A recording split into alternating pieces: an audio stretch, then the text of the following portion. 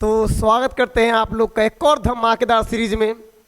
और इस crash course series के अंतर्गत हम लोग बात करने वाले हैं class 10th history chapter number 7 व्यापार और भूमंडलीकरण का इम्पोर्टेंट ऑब्जेक्टिव। ठीक है, तो आइए शुरू करते हैं। पहला सवाल है WTO यानी वर्ल्ड ट्रेड ऑर्गेनाइजेशन, विश्व व्यापार संगठन की स्थापना किस वर्ष किया गया? तो बाबू इसका स्थापना 1995 में किया गया था। दक्षेस की स्थापना किस वर्ष हुई? दक्षेस की स्थापना 1985 में हुआ। आधुनिक युग में अर्थव्यवस्था के क्षेत्र में होने वाले सबसे बड़ी क्रांति कौन सी थी? तो औद्योगिक क्रांति। होशे मेला का आयोजन कहाँ किया जाता है? तो इस मेला का जो आयोजन है त्रिनिदाद में किया जाता है। ब्रेटन वुड्स सम्मेलन किस वर्ष हुआ था? तो ये हुआ था 1944 में। अमेरिका के किस क्षेत्र को सोने का शहर कहा जाता है? एल डोराडो, नाम सुने होंगे आप लोग KGF में।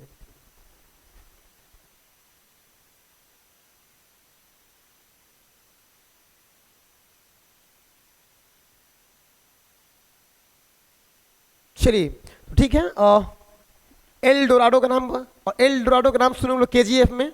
ठीक है, आइए। और इससे पहले एक छोटा सा क्वेश्चन था दक्षेस। तो दक्षेस जो है वो 8 देशों का संगठन है, भारतीय उपमहाद्वीपों के 8 देश का संगठन है, जिसको हम लोग शॉर्टकट में सार्क बोलते हैं। ठीक है, सार्क के बारे में जानते हैं, south Asian association for regional corporation, इसका फुल फॉर्म होता है। ठीक है, इसमें 8 को देश शामिल हैं, बस इतना आप समझिए, ज़्यादा नहीं समझना है। 1923 में विश्व को पूंजी देने वाला दुनिया का सबसे बड़ा कर्जदाता देश कौन था? तो अमेरिका। ईस्ट इंडिया कंपनी अफीम किस देश से में भेजती थी? तो ये अफीम जो है चीन में भेजती थी। आर्थिक संकट के कारण यूरोप में कौन सी नई शासन प्रणाली का उदय हुआ था? फांसीवादी नाजीवादी। कॉर्न लॉ किस देश में पारित किया गया था? तो ये बाबू पारित किया गया था आपका, ध्यान रखेंगे, ब्रिटेन में, कॉर्न लॉ। आलू अकाल किस देश में हुआ था? तो आयरलैंड में। पास्ता सिसिली मतलब इटली में किसके द्वारा ले जाया गया था? है ना, ये अरबों के द्वारा ले गया था। अंतर्राष्ट्रीय आर्थिक विनिमय का प्रवाह किस पर आधारित नहीं है? तो ये उद्योग पर आधारित नहीं है। भूमंडलीकरण शब्द का इजाद किसने किया था? तो इसका इजाद जॉन विलियमसन ने किया था। भारत में आर्थिक मंदी का सबसे बुरा प्रभाव किस पर था? किसानों पर। गुलामी प्रथा का प्रचलन किस देश में था? अमेरिका में। चटनी म्यूजिक किस देश में मशहूर था? ये जो था वो मियाद और गुयाना में। पेरिस शांति का समझौता कब हुआ था? 1919 में। 10G8 की स्थापना कब हुई थी? तो इसका आंसर हो जाएगा 1975। भारत में अकाल कब पड़े थे? तो 1850 से 1920 के बीच में।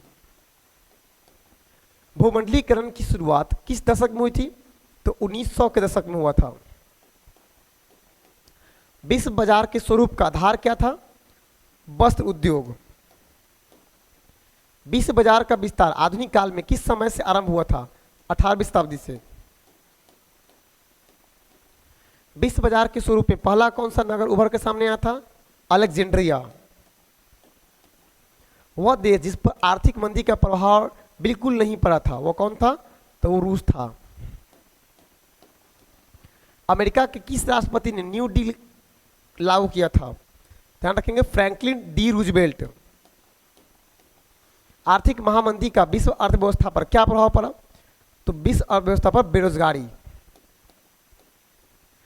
बाजार का स्वरूप विश्वव्यापी क्रांति के बाद हुआ था, तो औद्योगिक क्रांति के बाद।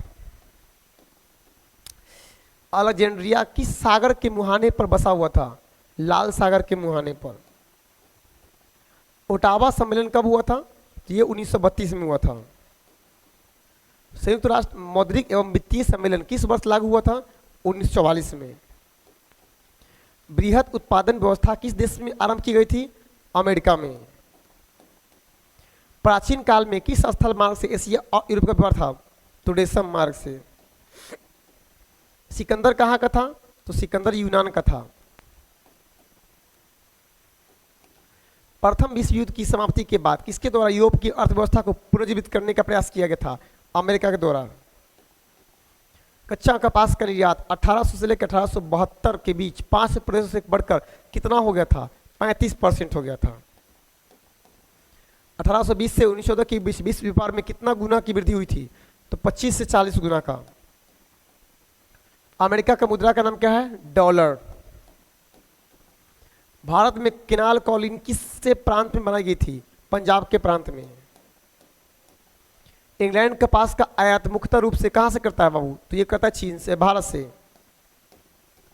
भारत के किस प्रदेश को अधिकांश गिरमिटिया श्रमिक बाहर ले जाके देते हैं? तो केरल से। धन निष्कासन के सिद्धांत का प्रतिपादन किसने किया था? दादा भाई नौरोजी। चलिए, तो इस तरीके से फटाफट टू दी पॉइंट बात करके इस चैप्टर को भी हम लोग खत्म किए। ठीक है, तो मिलते हैं हम लोग अगले चैप्टर में। आज के लिए बस इतना ही।